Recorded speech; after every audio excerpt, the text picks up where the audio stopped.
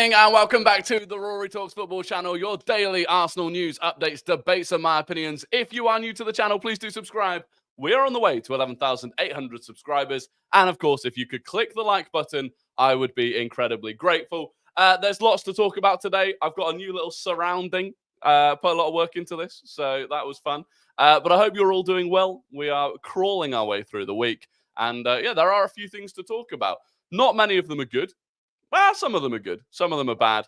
But it is good to see so many of you here. As always, Jakob, Vivi, Vlad, Hyper, Tricky, Cringe, Lord Ferguson of Aberdeen, Mr. Ethan Udall, Woodsy, Jack Tax, Lil Jones, Icarus, El Minister, Adrian, Matthew, Pekka, Mia, Saliba, Emilio Yoyoyoy, Tentago, Carter, and many, many more. Well, some people like the intro. Smithy, obviously. Smithy is a hater. But there we go. There we go. That is the new intro. Ads made me miss the intro. Yeah, that's a pain. I mean, the ads are only there to avoid... Sorry, the intro is only there for the people that have ads so that we don't start the show without them. But there we go. There we go. I hope you're all doing well. Everyone doing well? I'm back. Talent is back. Good to see you. Jackson, good day, mate. Good day. I hope you're doing well. But yeah, look, we'll start with the news that Chido Obi-Martin is gone. At this point, I think Chido Obi-Martin is definitely gone. He was not named in Arsenal's new first-year scholars ahead of 24-25, which does all but confirm his departure from the club. So all of the players that have signed a deal to be the first-year scholars this year were revealed today. I think there was 11 of them. And yeah, Chido Obi-Martin is not one of them. That means that he will, on a free, most likely join Manchester United, which is frustrating, right? It is frustrating because, and not in the sense that Arsenal didn't do enough in this case, and that's almost more frustrating. Like, when we've lost previous players, sometimes I do think Arsenal didn't do enough. In the case of Chido, I think we did do enough, and I think that still wasn't enough for his agent, and that is frustrating. Now, look, he'll go to Manchester United. We might never hear from him again. That's the reality. There are, and there have been plenty of academy players in the past that have left Arsenal. And when they left Arsenal, you thought, ooh, wonder what they're going to go and do. And then they've not gone and done anything. And to be honest, I was trying to think when the last time Arsenal lost a player in any way, shape or form that went on to do massive things that we regretted. I think Serge Gnabry is still the highlight that we look back to and think we should have done, you know, maybe we should have seen it coming. Outside of that, I mean, it's very, even in terms of players that we sell, it's very rare that players have gone on and done really big things after it. I saw today, Alex Oxlade-Chamberlain is now not even in the Besiktas plans. Now, he's one example, right? He struggled with injury, but Emi Martinez, perhaps, yeah. Perhaps Emi Martinez, but that's kind of different anyway. But yeah, I'd say Emi. Szczesny, yeah, Szczesny, to an extent. Marlon, yeah, again, Marlon. But no one's got... There aren't really any academy players that we've lost and gone, wow, what a mistake that was. So it is what it is, right? I don't think he'll get... I don't think Manchester United is a good club for him either. If we'd lost him to a club... And last year, all right, United developed a couple of academy players. One, really, in Kobe Mainoo. But that's no different to us doing it with Saka. And I just feel like he's not even going to get a good chance there. They've got 2 under-23 strikers that they spent over 100 million quid on. It's very difficult. Harry Kane? Yeah. Harry Kane. We lost him at about, what, 9? Too much money and 16-year-olds will catch him with a growth spurt? Possibly, yeah. There will be an element of that. There will, I would imagine, be an element of, you know, it getting to his head. It'll be interesting. It will be interesting. Probably should have gone to Bayern. If he is as good as the hype, he would have a clear pathway at Bayern. Yeah, exactly. He would. Or even some lesser clubs that have a history of really developing a player. You know? It's interesting. How can anyone hate Emi? He's like a Joker come to life. Ultimate tosser, but highly entertaining. Yeah, I think it's weird with Emmy. I find Emmy amusing, but I think it was when he immediately left and started slating the club that people had an issue with it. Ian, thank you very, very much for being a member for 2 months. I really do appreciate that support. And you said, where do you see Merino sitting in the latest configuration if we get him? He'll be the left 8. He'll be if we get Merino. It'll be Rice as the 6, Merino as the 8, and Ødegaard. And I'm not even saying that Merino will start every game. There will be plenty of games where it's Partey as the 6, Rice as the 8, and Ødegaard. So, in fact, I would still argue that potentially, if we're keeping Thomas Partey, our best midfield, if we bring in Merino, our best midfield may well still be Partey, Rice, Ødegaard.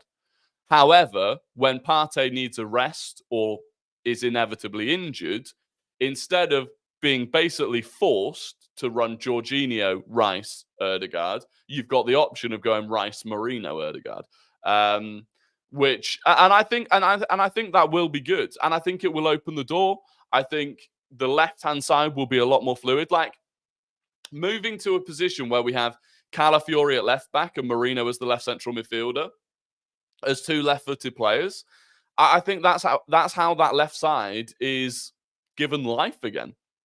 You know, the left side struggled so badly last season, and I think that's how we give it life again.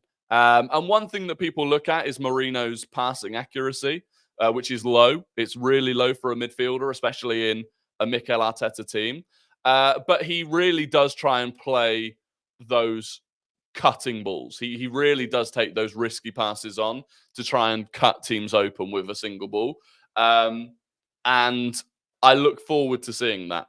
You know, the ball coming to Merino and an early ball in behind to Martinelli. And because he's left-footed, the angle of the pass for Merino as a left footer is a lot easier than it is for someone like Rice as a right footer, because he'll play it into Martinelli's path.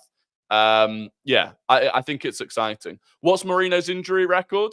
It's good. It's good. He's never really had any significant injuries. I think last season he missed maybe 2 games with 1 tiny injury. The season before that, I think he had 1 injury and missed a few games. But yeah, his injury history is solid, I would say. I'm a bit late. What's the new design? I just thought I'd put a bit more effort into the design, you know? That's pretty much it. So that's what the new design is. We need the academy kid called Heaven starting for at least 1 game with Jesus in preseason. Yeah, we need Heaven to assist Jesus. We do need Heaven to assist Jesus. Now we are involved in a Fabrizio transfer saga. Hearing his recycled information 3 times a day is so frustrating. Yeah, I mean, that is the standard. Look, the latest on Merino is this. This came from Mundo Deportivo, again, a Spanish outlet. They said Arsenal have sent their proposal to Mikel Merino and are now preparing an offer to Real Sociedad for the player. Although Merino is getting closer and closer to Arsenal, the agreement between the 2 clubs is still missing. Despite Chelsea's interest, Arsenal are the team that Mikel Merino would like to join the most, while Merino is Mikel Arteta's midfield priority. Real Sociedad are expecting a formal offer from the Premier League that will satisfy their demands. Fabrizio also said something along the lines of, you know, the interest is genuine and strong. So, yeah, I do think in all likelihood, Merino will be an Arsenal player. You've got to bear in mind he is still on holiday, obviously having won the Euros. So it may take a little bit of time. But it seems like Merino's the one. So, I mean, it's a cheap signing, relatively. Apparently, they want 25 million. At the start of the window, I think they wanted less than 20 million. So it will probably end up somewhere around 22, 23 million pounds. Look, for a player of his age, I think it's fine. He is a quality player, not an elite player, not a ceiling raiser, but certainly a floor raiser. You know, the absolute top level of our team doesn't improve with Merino, but the depth of the midfield definitely does. So hopefully we get it done. Hopefully we get it done quite quickly. And yeah, look, I think it will be a good signing. How old is he? I want to say 28. I want to say 28 for Merino. Yeah, 28. And only just turned 28 as well. He turned 28 at the end of last month. So you'll easily get 4 years out of him. And this is the thing, right? And the world's gone mad. The world's gone mad in terms of the age of players. Suddenly, 28 is deemed as like too old. If you bring in Merino for 22 million, right? Call it 25 million. Let's say we pay what they want. We bring him in for 25 million. Let's say we get the deal itself is 4 years plus a year as an option, right? And we do the whole 5 years. So we keep him for 5 years. By the end of that 5 years, he'll have just turned 33. So for a midfielder that plays in the style that he plays in, just turning 33 is of no age anyway. And at that point, 33 is we could let him go for free. And if we let him go for free, he'd have cost us 5 million a year for 5 years.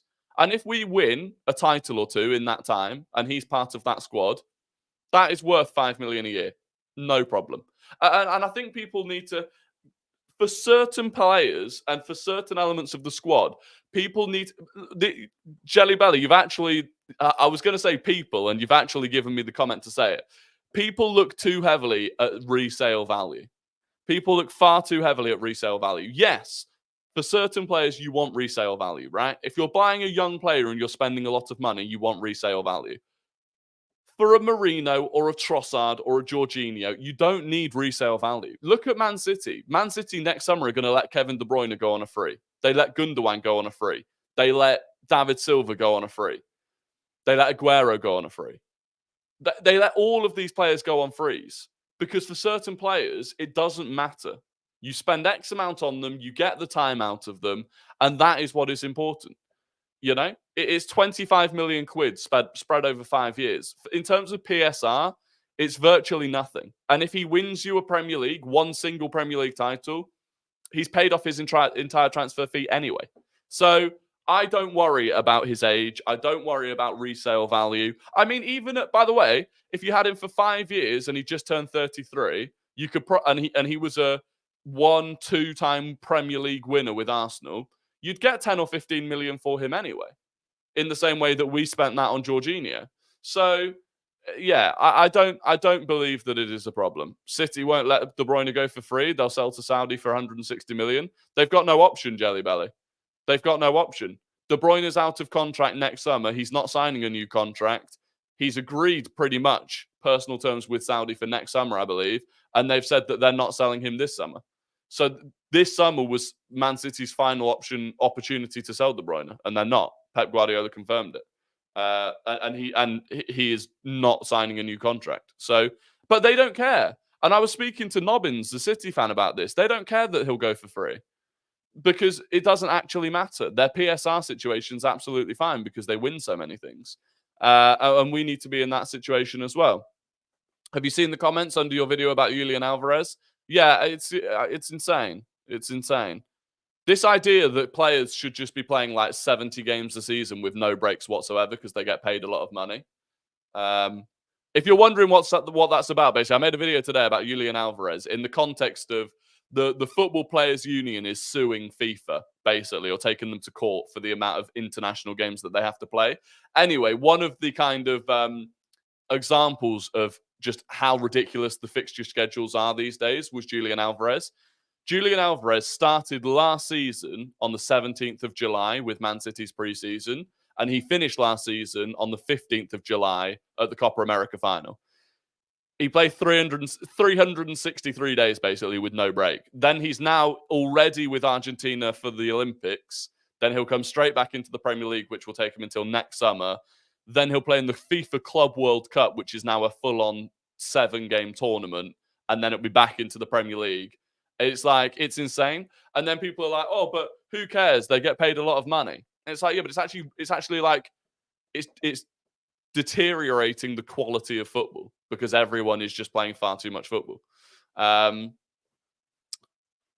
are the same people that say football isn't as exciting as it used to be and want Brian Barkley's back.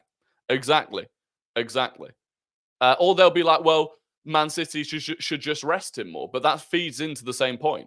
If every club has to rest good quality players regularly because they're playing, I'd rather see fewer games where everyone can play than more games where a handful of your best players are getting rested. It's just doesn't make sense. It doesn't make sense to me. But there we go. Anyway, moving on to some other things today. Victor Gyokeres. People have been talking about the injury that he had at the start of this summer. It wasn't actually an injury in itself. It was like a thing that he'd been playing through. And he had the surgery at the start of this summer. The surgery was like a month off, which he'd have had anyway during the summer. He's back in preseason. And in his first preseason game back today against Firenze, he scored a hat-trick. Sporting won 3-0. Victor Gyokeres scored all three. The train is at full steam. We're pumping again. We are pumping again. And according to CM Jornal, which is a Portuguese outlet, Arsenal are monitoring Victor Gyokeres throughout Sporting's preseason matches to see if they will make a move for him later in the window. Well, if they were watching him today, come on. What's his actual release clause? Do we know? No, I don't think anyone really knows. It was like 100 million euros, I think, but that's not going to get paid for. I just think we need to bring him in. And that's not even like I made a video about this today, and someone commented saying that I was disrespecting Kai Havertz. That's not in any way, shape, or form disrespecting Kai Havertz. First of all, we're going to play over 60 games this season, presumably. Kai Havertz isn't going to play 60 games. When Kai Havertz isn't playing, I would love Victor Gyokeres to play. Kai Havertz can also play in different positions. Like, we do not have a profile like Gyokeres in the team. Having that profile would massively benefit us. Yeah. I really do want him. Leonino banger needed. We need Leonino to return. They went quiet. 88 million? Yeah, 88 million euros. No, what, 88 million quid? Well, that's what 100 million euros is, I guess. I don't know. I think if you can get him for like 70 million pounds, I would do it. And again, some people's argument with Gyokeres is, well, he was in the Championship 2 seasons ago. He had one good season. And now, last summer he moved for, I think it was 21 million euros he moved for. And people are like, well, if he moved for 21 million euros last summer, you can't buy him for, 80 million euros this summer. It's exactly what we've done with Calafiori. Calafiori went from Basel to Bologna for 4 million euros last summer. We've just spent 40 million euros on him. We've just spent 10 times what Bologna spent on him 1 year later. Like, that can happen if a player puts in a season where they are clearly very, very good. And Victor Gyokeres got 58 goal contributions in 50 games last season and has immediately hit the ground running in preseason. So, for me, is Cala actually done now? Well, technically, it's still not officially done, Calafiori, but it's getting there. Calafiori is getting there. There's no real new news on it either. Like, we're just waiting. Did Gyokeres get a hat-trick today? He did. Gyokeres, Sporting beat Firenze 3-0 in a preseason game, and all 3 goals were scored by Gyokeres. So, whatever injury, if you were worried about his injury, clearly, it's not a problem. How much of a disadvantage do you think it would be if Calafiori doesn't go to America? I don't think it would be a major disadvantage. Sets him back by maybe a week, to be honest. So I don't think it's too bad. Look, there are 360 of you in here. If we could get to 100 likes on the stream, I would be incredibly great. Like the stream if you like the new surrounding and the intro, because I actually put effort into that.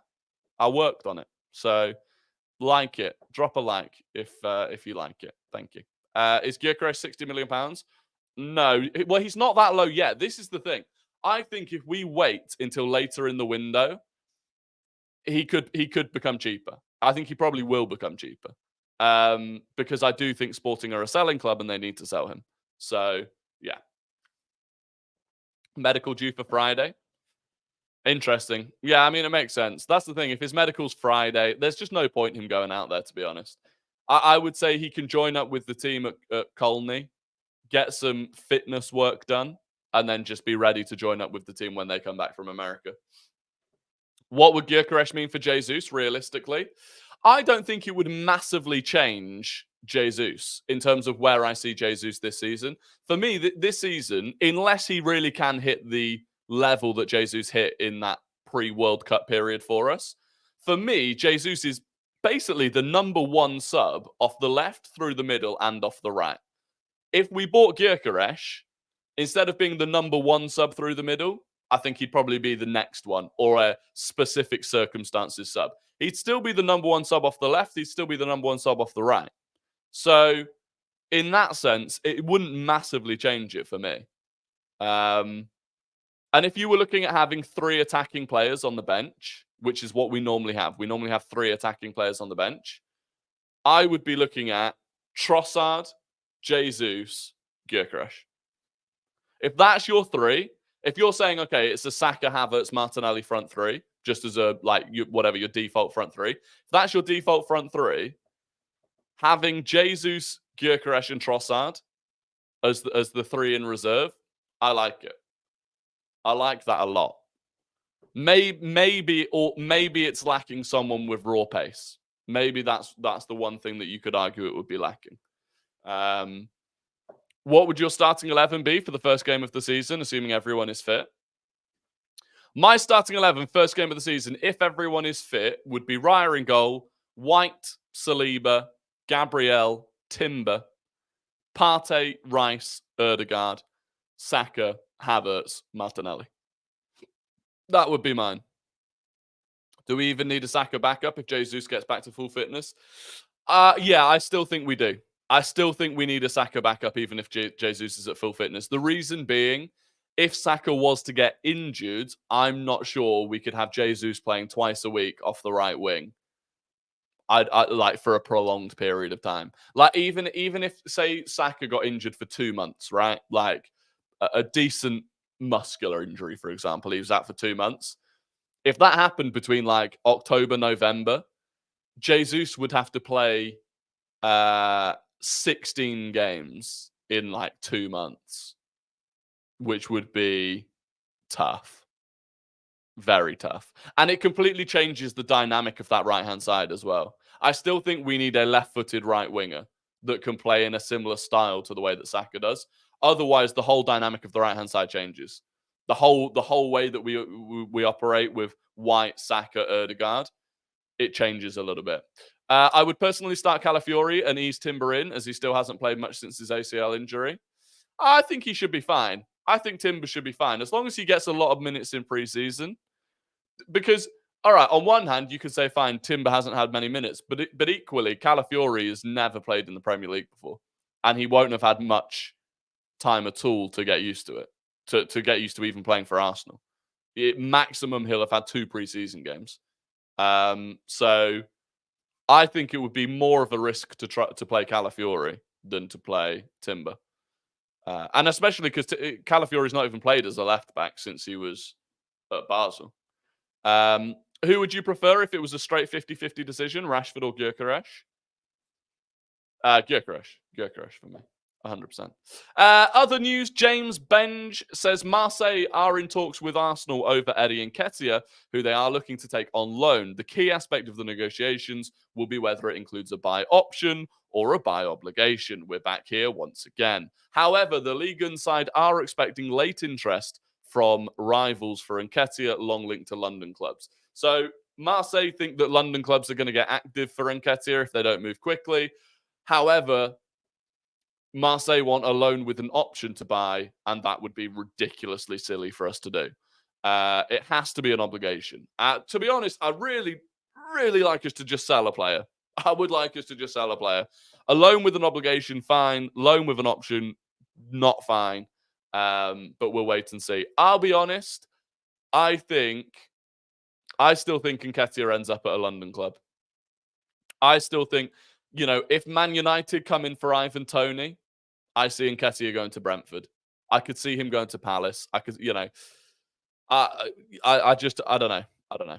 But he's not going to Marseille. If it's a loan with an option, I just don't think Arsenal will do it. It has to be either an obligation or a full sale. Arteta's statement was we will improve and upgrade 100% and we will try to win. Yeah. I mean, he has to say that, in fairness. He does have to say that. 11 versus Bournemouth. The starting 11 versus Bournemouth is going to be very, very young. It's going to be the majority of the team will be kids for sure. It'll be interesting. It'll be an interesting game to watch. It's a great opportunity for those youngsters, though. It really is. Chiesa and Gyokeres and Eze and Palmer. I'm not sure what you mean. Eddie to Palace. Yeah, Palace, West Ham, Fulham, Brentford. They're all options. But we'll see. 405 watching. Need more likes. Help the channel grow. Come on, click the like button. Thank you very much. And subscribe. We're on the way to 11,800 subscribers as well. So if you're not subscribed, we are here. We are here every evening at 6:30. Anyway, according to Barca Universal, it's not from Barca Universal. It's from a different Spanish outlet, but they've just put out the information. Barcelona admit that they would have no problems in paying for Nico Williams' release clause, but they still cannot register him in La Liga. So this might be where it all falls apart for Barcelona, Nico Williams. They can afford the buyout clause. They can't afford the wages. Barcelona still have massive, massive issues with player affordability. And La Liga are on them like a rash, right? Because they've had so many issues. La Liga are all over them. I don't know the ins and outs of it, but effectively, Barcelona they're not bringing in the money to justify the wage bill that they have. And they're still struggling to deal with that. So, look, this is something that is worth keeping an eye on, because if he doesn't go to Barcelona, we are the next option. Now, again, we might have our own issues in terms of negotiating his wages and stuff like that as well. So there's no guarantee that if he doesn't go to Barca, it means he comes to us. But yeah, it does seem like Barcelona are struggling with it. So could be one for us to jump on. And look, Nico Williams would be a brilliant addition to the squad. There's no doubt about it. Yes, I would be very uncomfortable paying those wages. But, if I don't worry about the accounting side of Arsenal Football Club and I just think about the player, he would be a very, very good player to have in the squad. Looking forward to watching Miles Lewis-Skelly playing in the 6 on tour. I'm looking forward to seeing. Well, keep an eye out, because I think he might play at left back. I think we might see Miles Lewis-Skelly playing at left back and inverting, personally. Calafiori, Merino, Neto, and Gyokeres is a super window. I mean, that would be a brilliant window, but we'll see. We've just got to wait and see. We've got to wait and see. Gunner Blog today says there are players that Mikel Arteta and Arsenal would prefer to sell ahead of Emil Smith-Rowe. So there are players that Arsenal would rather sell than Smith-Rowe. However, he is the one that's getting multiple bids for him. Arteta remains a huge fan of the player, and the club have not been particularly enamoured with the midfielders available on the market this summer. The wishes of the player may be the determining factor. If Smith-Rowe expresses a firm desire to leave and Arsenal receive a suitable offer, the club are unlikely to stand in his way. And Charles Watts, along similar lines, said, in an ideal world, Mikel Arteta would keep Emil Smith-Rowe. This time last year, he made it clear that he would not be sold, and I think his stance would be the same this time around if it was just down to footballing decisions. Smith-Rowe has a strong desire to be playing regular football, so Arsenal would reluctantly let him leave should a good offer arrive. But at the moment, that offer has not arrived. It's certainly not a case that Arsenal will be forcing him out of the door. So he is a player that we are willing to let go if the offer is good enough. What that offer is, I reckon it's in the region of 40 million. And I think 40 million would be fair. I think 40 million for an injury-prone bench player is fair. And it would be very sad to see him go, but I would understand it. But it is at least encouraging that Arteta does still actually really like him and would like him to stay. He just understands that, Smith-Rowe got about 300 minutes last season. It's just not enough. Miles at left back, let's not do this to him before his career has started. This was spoken about last season. It was spoken about last season that Arsenal viewed Miles Lewis-Skelly as an inverting left back that could learn from Zinchenko. So we'll see. We'll see what happens to him. Look, again, if you end up with a very versatile player that can do that, but can also play as a 6, and to be honest, could probably play as an 8, happy days. Mikel Arteta himself has been speaking as well. He was interviewed. Arteta, he was asked about the players in the latter stages of Euro 2024 and if they would actually miss the start of the season. He said, I do not think so. Let's see what condition they come back in. All of the messages I've got from them, they're really excited to come back and have a great season again. I do not expect anything else. When your mind is telling you to come back, then I think you need to follow your mind. They need some rest. They had a week as well before they started the Euros. We will manage them, but if they are willing, that means they want to. So let's do it. So Arteta has no intentions of, the likes of Saka, Rice, Saliba. He has no intentions of them not starting the season. Interestingly, I mean, Man City, about 8 or 9 of Man City's kind of regular starters, if you consider Man City probably have about 14 players who regularly start in some way, shape or form. I think about 8 of them, Man City are not having back until literally the start of the season, which is quite crazy. So even if they are back, Arsenal should be proactive and not play Saka, Rice and Saliba in the first 3 games. We can't afford to. Our first 3 games are against Wolves, Villa and Brighton. That is 3 very difficult. They're not City, although City and Spurs follow it, but they are not gimmies. It's not like we've got, I don't know, Southampton, Ipswich and, I don't know, Everton at the start. Wolves were good last season, and with a fully fit team, which they will have at the start of this season, Wolves will be a tough opening game. Villa will be a very difficult game, as will Brighton. We really can't afford. And by the way, if we rest them for those 3 games, then there's an international break. So then they'd go away again anyway. It's you could rest 1 each game, maybe, yeah. Maybe you could, but also it's only 1 game a week at the start of the season as well, remember? So those opening 3 games, it is only 1 game a week.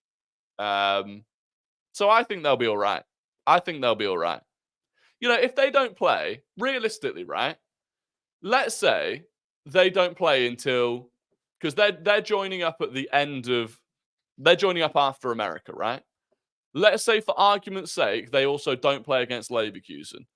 If they don't, that would mean that if they just play the game against Lyon and then they play the opening game against Wolves, that would mean that they'd pretty much had a month off between the final and then playing against Lyon. I think a month is fine. So, yeah. I think they'll be all right. The Calafiori deal is taking very long. It's annoying. Yeah, it is a bit annoying, but it doesn't matter too much. Just realised there's an international break in September, October, and November. Yeah, there always is. People always forget about it. But did you see the FPL challenge thing? You could also create a league for it. No, what's the FPL challenge? Is that different to just a normal FPL league? Is that a different thing? I'm not sure. Rory, would you sign Edison from Atalanta? Was class in the Europa League campaign? I don't know. I'll be 100% honest with you with that Edison. I watched him for Atalanta against Liverpool, and then in the final of the Europa League. And yeah, I was very impressed with him. Never really seen him before that. So I don't know. I've not seen enough of him. But he looked very good in those games.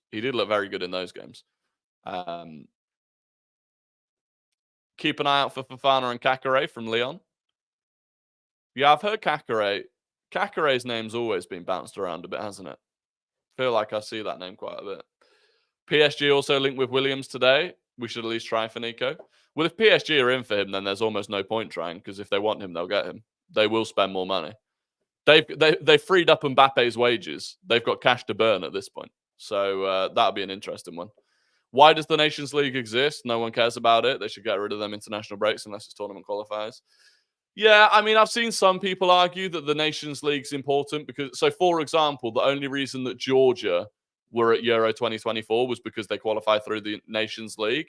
My argument is you could just change the Euro qualifiers so that they invented it so that the Nations League had a purpose by giving qualification from it. It didn't need to have that in the first place. So I find it annoying. I don't like the Nations League. It's a waste of time. Absolute waste of time. Anyway, it is time for Guess the Gooner. I'm going to give you 5 clues about an ex or current Arsenal player, and you have to guess who that player is in the chat. First person to get it right wins the immense pride and respect of the Rory Talks Football community to get your fingers on your keyboards, because we're starting now. Clue number 1. This player joined Arsenal from La Liga in 2016. Clue number 1. This player joined Arsenal from La Liga in 2016. Clue number 2. This player made 1 senior appearance for Everton. Clue number 2. This player made 1 senior appearance for Everton. Clue number 3. This player scored 9 goals in 151 games for Arsenal. Clue number 3. This player scored 9 goals in 151 games for Arsenal. Clue number 4. This player is a World Cup winner. Clue number 4. This player is a World Cup winner. And clue number 5. This player moved from Arsenal to Schalke in 2021. This player moved from Arsenal to Schalke in 2021. And incredibly, I don't need a VAR check because I can literally see this person's answer right below where I put starting now. Can't have even heard a clue. Ethan Udall. Shkodran Mustafi was the answer. That must have been before you heard a clue, which is just incredible guesswork. So fair play. Ultra Pro Gamer was second. Ross Lawman was third.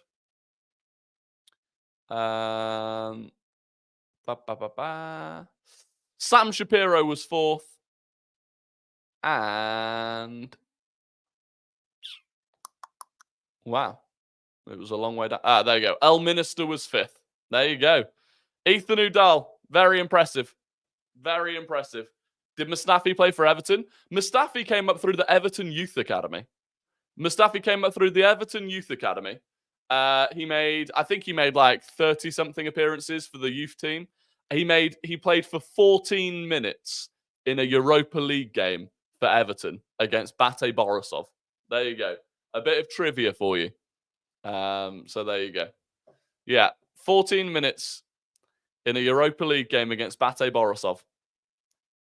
You know, you learn something new every day on this channel. You do learn something new every day.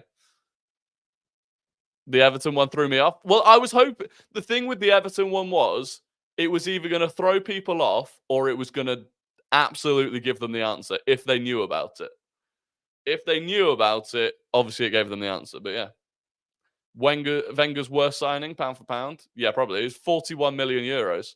41 million euros. They cost more than Calafiori. That's criminal. That is criminal. More than Calafiori. Anyway, it is time for Guess the Non-Gooner. I'm going to give you the entire career path of a player who does not and has not played for Arsenal. And you have to guess who that player is in the chat. First person to get it right wins the immense pride and respect of the Rory Talks Football community, but not as much respect as Ethan Udall currently has. This is a difficult one, by the way. This is a difficult one. This player started their career at Atletico Huila. They started their career at Atletico Huila. They went to Envigado. They went on loan to Boca Juniors.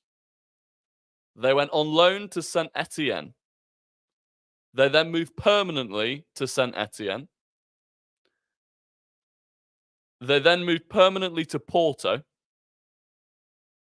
They then moved permanently to Inter Milan. Sorry, they went on loan to Inter Milan. Then they moved permanently to Inter Milan. Then they went to Shanghai Shenhua. Then they went to Vasco da Gama. And then they went to Millonarios.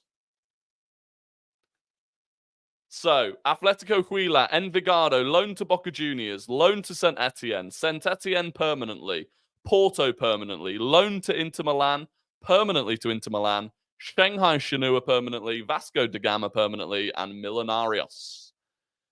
Now, I saw someone got it. Someone did get it. Where was it? Where was it?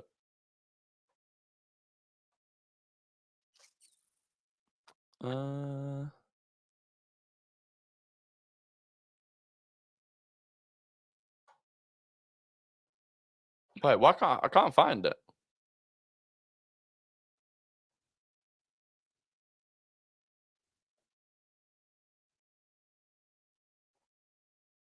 There it is. There it is. It was Sport Cat. Of course it was Sport Cat. The GOAT of Guess the Non-Gooner. It was Freddie Guarin. Freddie Guarin was the correct answer. Mr. got it second. Congratulations to Sport Cat, by the way. That was a difficult one. Ray was third. Jake was fourth. And don't even know. Was there a fifth? Not even sure if there was a fifth. There you go. Leonardo was fifth.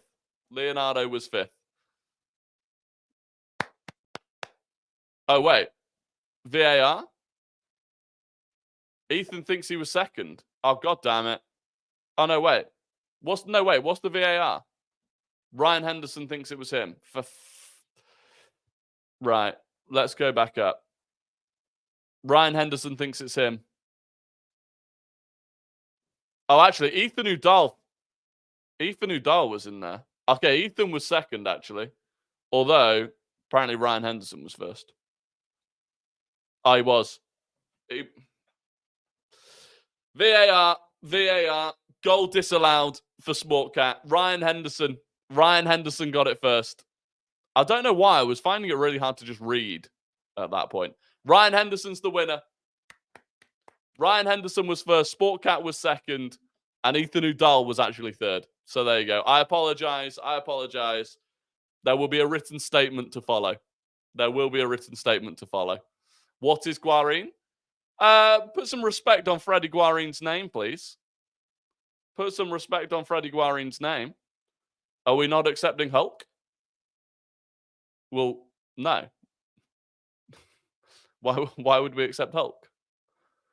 Yeah, PGMOL will write a statement in the morning. I do apologize. Look, anyway, that is going to be the end of the stream. I really do appreciate all of you for joining. We had over 400 people in here, which is absolutely amazing.